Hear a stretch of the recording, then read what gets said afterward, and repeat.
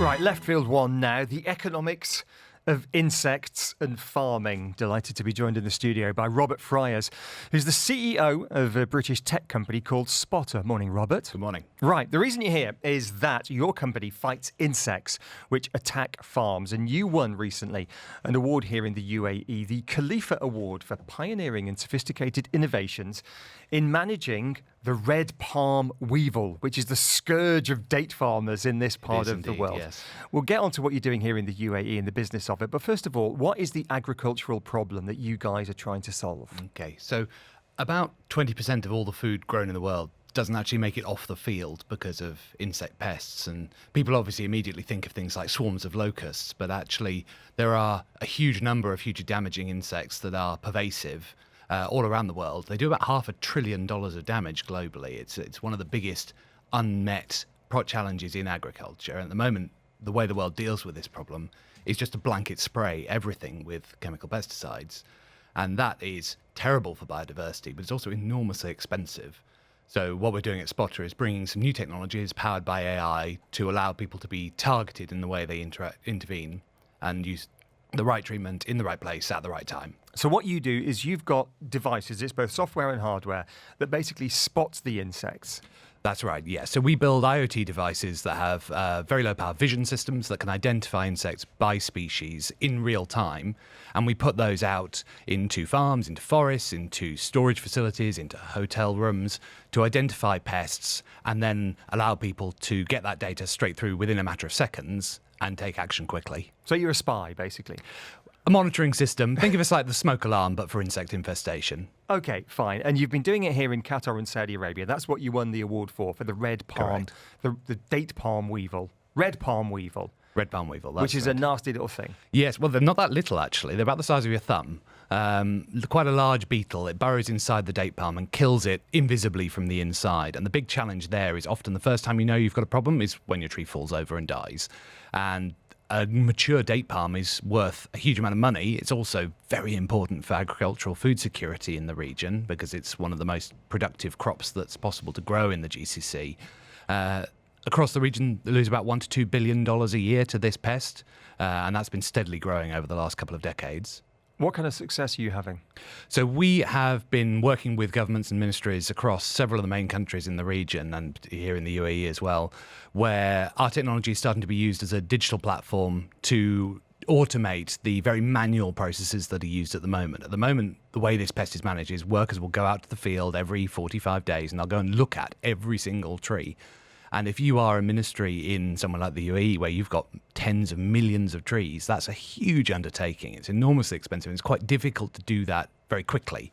But if you've got a real-time set of data and a live map showing you exactly when and where the pest is present, you can intervene immediately. And that changes the way you can control it, because instead of having this life cycle, it's a bit like COVID testing to reduce the R number of infection. Exactly the same principle applies. If you can get in and detect it early, you can massively reduce the chance of the insect spreading from one place to the next, and that lets you then control the population much more effectively. Okay, so you're doing it here in the Middle East with palms, you're doing it in Brazil with citrus fruit, but actually your main business at the moment is bed bugs in hotels. Yeah, that's the one we launched first, actually, yes. But across all the different industries, so we've deployed about 18,000 monitors now in about 25 different countries around the world. So it's been growing very rapidly over the last few years. It's the same technology in all of these. Pretty much any insect pest we can monitor and detect. But yes, hotels was the one we launched first. And yes, we've protected hotels from hundreds and hundreds of bed bug infestations now. I mean, I remember the bed bug thing flared up about a year or two ago. And it was Europe, wasn't it? I think it was France in particular, but other places. It seems to have faded from consciousness since then. Is it still a problem? It absolutely is, yes. Unfortunately, something like 85-90% of all hotels in the world have at least one bed bug issue a year. Of course, 90% of hotels? It's enormously common and the hotels can't help it. It's not their fault. It's bugs hitchhike on people's bags and clothes. So unless you stop having guests, you can't stop them from ever arriving. What they can do, of course, is put systems in to be vigilant and be able to intervene as early as possible and before any guests get affected. So your big client is Accor, the big French hotel chain? That's certainly one of them. But yes, most of the big chains we're working with now. Anyone here in Dubai? buying them? Is it a problem here in Dubai? Is it a European problem? So the Dubai municipality actually mandates bedbug inspections on a quarterly basis, and we've had some very positive discussions with them about whether our system can augment that process and support hotels in the region.